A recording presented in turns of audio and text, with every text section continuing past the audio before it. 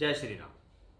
आज हम बात करेंगे कि वर्ष 2025 के अंदर बृहस्पति का गोचर कन्या राशि के जातकों के लिए क्या देगा। सामान्य तौर पर बृहस्पति एक राशि में एक वर्ष तक रहते हैं, लेकिन इस बार 2025 के अंदर वो 3 बार राशि परिवर्तन करेंगे। यानी वो वृषभ राशि में भी होंगे, मिथुन में भी गोचर होगा, कर्क में भी होगा, वक्री भी होंगे, मार्गी भी होंगे, नक्षत्र परिवर्तन भी होगा। यानी जब कोई ग्रह अपनी एक राशि में जितना उसको समय लगता है, उसी समय काल के अंदर वो 2-3 बार राशि बदल ले तो ऐसा प्लेनेट अतिचारी प्लेनेट कहलाता है। और जब वो प्लेनेट अतिचारी हो यानी वो प्लेनेट कुछ जल्दबाजी में, और जब वो जल्दबाजी में होगा तो उसके कारक भी कुछ जल्दबाजी में होंगे। जैसे बृहस्पति को धन का विशेष कारक कहा गया। अब ये धन का कारक जो है, जब ये अतिचारी अवस्था में हो तो ये सबसे पहले आपको एक चेतावनी देता है कि भाई वर्ष 2025 के अंदर धन से संबंधित जो आपके फैसले हैं उन्हें आप थोड़ा सा नाप तोल कर लें, थोड़ा सोच समझ कर लें। उसमें कोशिश करें कि आप किसी प्रकार की जल्दबाजी ना करें। बहुत ज़्यादा ज़रूरी है तो ही अपना पैसा कहीं इन्वेस्ट करें, और अगर करना ज़रूरी है तो उसमें थोड़ा सा ध्यान करें कि भी मैं सही जा रहा हूँ या नहीं जा रहा। आज के इस वीडियो में हम ये सभी टॉपिक्स कवर करने वाले हैं जो आपके सामने हैं, जिसमें आपका राशि परिवर्तन, वक्री होना, मार्गी होना, ये सब कुछ उसके अंदर पूरे तरीके से, एक तरीके से गुरु ग्रह का संपूर्ण गोचर फल 2025 का होगा।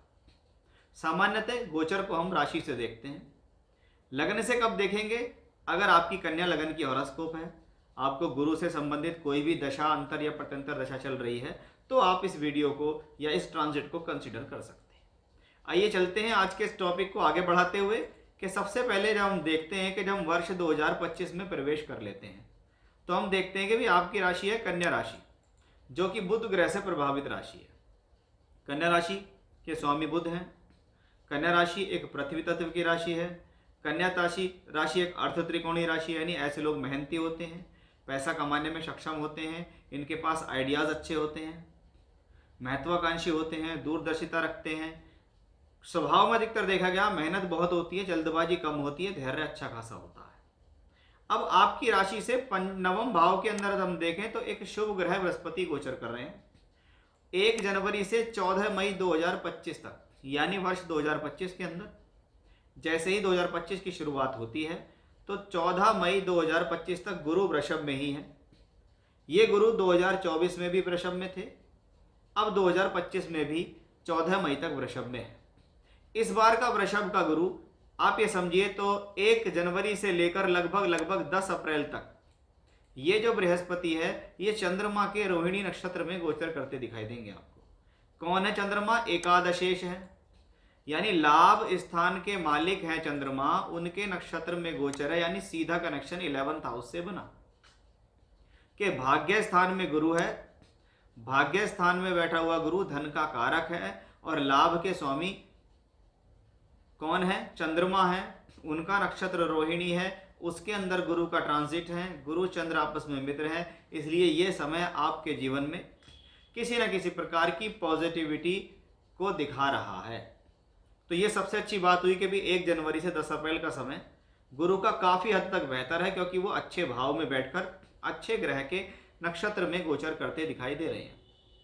अब उसके बाद जो बृहस्पति हैं वो करेंगे मृगशिरा नक्षत्र के अंदर गोचर। तो ये बात थोड़ा सा ध्यान रखिए कि 10 अप्रैल से 14 मई यानी लगभग 1 महीने का जो समय है, बृहस्पति उस दौरान अष्टम भाव के स्वामी मंगल के नक्षत्र में गोचर करेंगे। ये आपकी राशि से 8वां घर है, इसलिए इस दौरान मैंने जैसा कहा कि गुरु अतिचारी अवस्था में रहेंगे, तो पैसे से संबंधित लेन देन का विशेष रूप से ध्यान रखना है। अदरवाइज देखें तो 10 अप्रैल तक का समय आपके जीवन में, क्योंकि चतुर्थेश है बृहस्पति, तो भूमि जमीन जायदाद प्रॉपर्टी के लिए अच्छा, विवाह वैवाहिक संबंध पद प्राप्ति के लिए अच्छा, क्योंकि वो सप्तमेश भी है। अब होता है वर्ष 2025 का एक पहला और मुख्य परिवर्तन। पहले बृहस्पति हमने वृषभ में देखे, अब बृहस्पति हमारे दशम भाव में आ गए। कर्म भाव हमारे जीवन का दशम भाव है। हमारा कर्म, हमारा कार्यक्षेत्र, हमारी कार्यशैली, हमारा यश मान सम्मान प्रसिद्धि, सामाजिक स्तर, ये सब दशम भाव से हम देखते हैं। उसमें एक गुरु नाम का प्लेनेट आ गया जो कि एक स्वभाव में शुभ है, और गुरु ग्रह को यहाँ दिग्बल भी प्राप्त होता है, क्योंकि गुरु ग्रह को हम अधिकारी वर्ग से तुलना करते हैं। तो गुरु ग्रह दशम भाव में आता है तो सबसे अच्छी बात है। अब ये बृहस्पति जब तक यहां रहेगा सामाजिक कार्यों के लिए शुभ है, समाज के अंदर होने वाले क्रियाकलाप के लिए शुभ है, समाज के अंदर होने वाले जीवन के अंदर जो कार्य हैं उनके लिए शुभ है। सामाजिक रूप से आपका उठान ये प्लेनेट करेगा, आपको सही समय पर सही गाइडेंस देगा, अच्छे लोगों से आपको मिलवाएगा। वहीं अधिकारी वर्ग के लोगों से या अच्छे स्तर के लोगों के साथ मिलकर उनके साथ जुड़कर काम करने का भी एक योग इसको हम यहाँ कह सकते हैं। यही गुरु दशम भाव में है तो कार्य क्षेत्र के अंदर आने वाली ऑब्स्टिकल या परेशानियां जो हैं, चाहे वो नौकरी में हो चाहे व्यापार में हो, उनको सॉल्व करेगा बृहस्पति। बृहस्पति दशम में है, शुभ ग्रह होने के नाते कार्य क्षेत्र को सिक्योर करेगा बृहस्पति। यहां से बैठकर बृहस्पति का धन भाव से सीधा कनेक्शन है, इसका मतलब ये स्थिति प्रोफेशनली भी अच्छी, तो यही स्थिति आपके जीवन में फाइनेंस से संबंधित स्थितियों के लिए भी पॉजिटिव नजर आ रही है।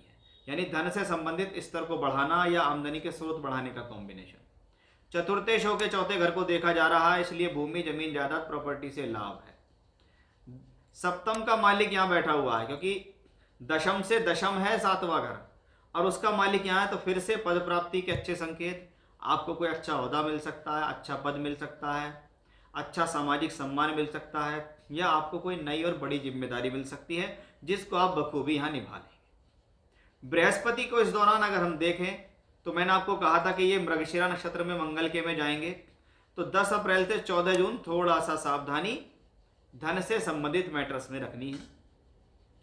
14 जून से 13 अगस्त तक ये राहु के नक्षत्र में होंगे। राहु का नक्षत्र कौन सा है? आर्द्रा नक्षत्र। आर्द्रा नक्षत्र के अंदर राहु का ट्रांजिट होगा, यानी राहु उसके मालिक हैं आर्द्रा नक्षत्र के, गुरु उसके अंदर चले गए। तो क्या होता है, हम अधिकतर देखते हैं जो गुरु राहु का मिलन ज्योतिष शास्त्र के अंदर गुरु चांडाल दोष बनाता है।